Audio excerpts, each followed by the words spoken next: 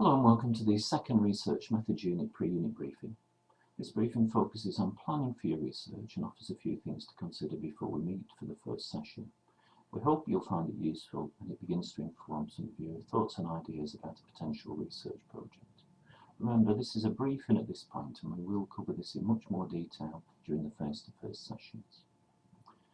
However, we do want to actively encourage you to start thinking about identifying a potential research topic or project as soon as possible.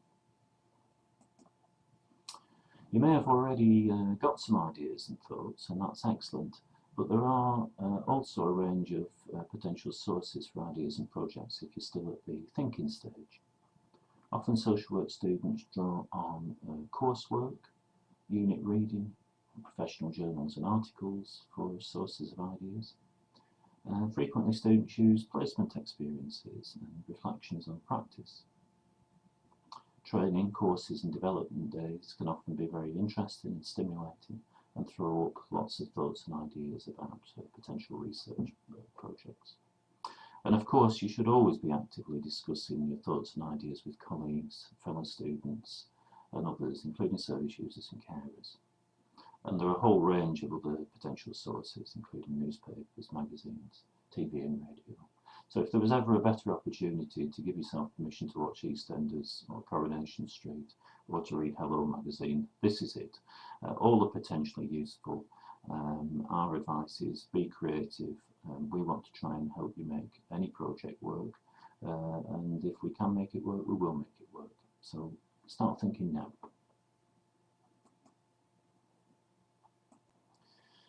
In terms of planning for your research, we want to offer some direction about methodological approaches and also forms of topic.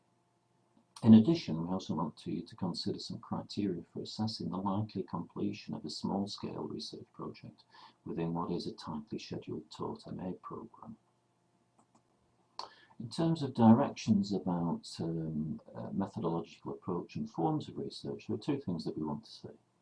The first is that we will be directing you to select a qualitative research approach for your research project. There are two reasons for this. The first is that qualitative approaches are particularly appropriate for social work. We're, as practitioners, interested in better understanding people's experiences, perspectives and feelings, and a qualitative approach offers that.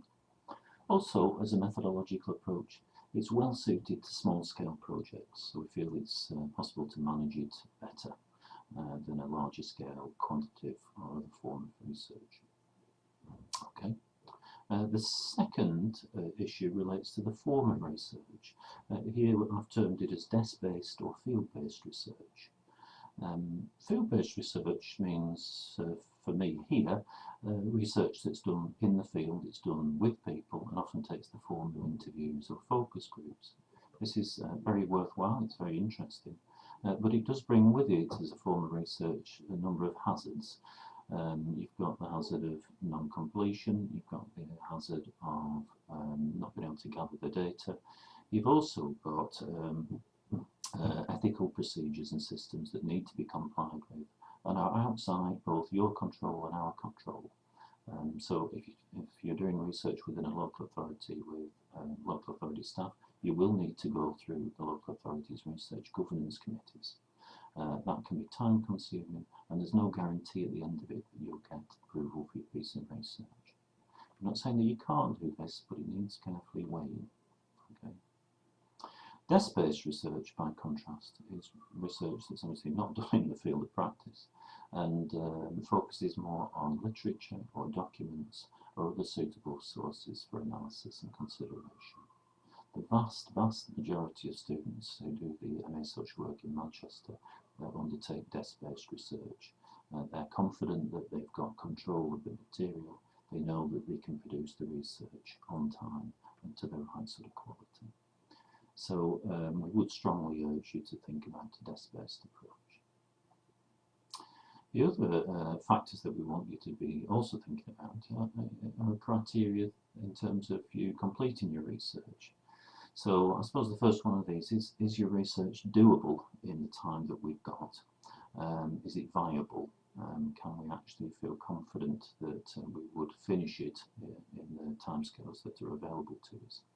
then we would strongly urge you to think about a small-scale project, strongly urge you to think about its manageability and whether it can be achieved in the time that we've got there. You won't thank us later on if we've approved this piece of research that's far too large, too complicated or flawed in its design and things go wrong later on.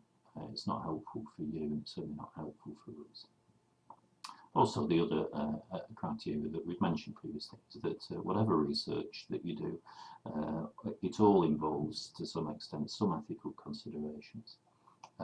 But certain forms of research, particularly field-based research, carry more onerous requirements in terms of ethical considerations. So bear that in mind, okay. But again, we're at the planning stage, we're at the thinking stage. And it's sensible that we highlight these now so that it begins to inform our thinking and ideas.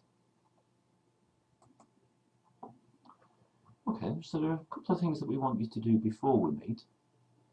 As we say, we want to actively encourage you to identify a potential topic for your research.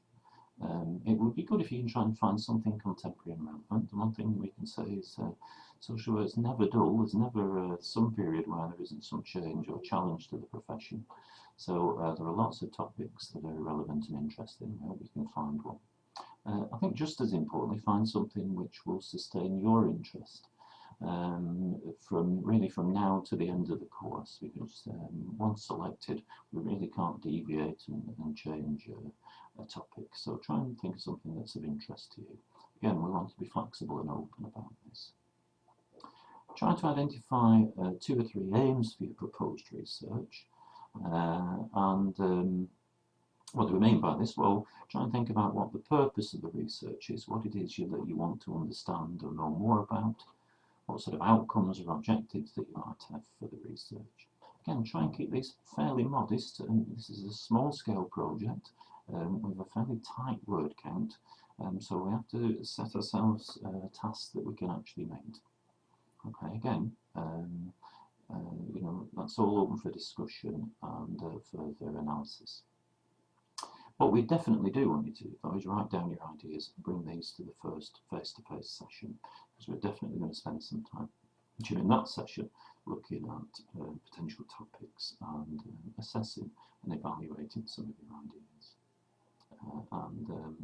We intend that to be a helpful, mutually supportive activity. So it's important that you do that.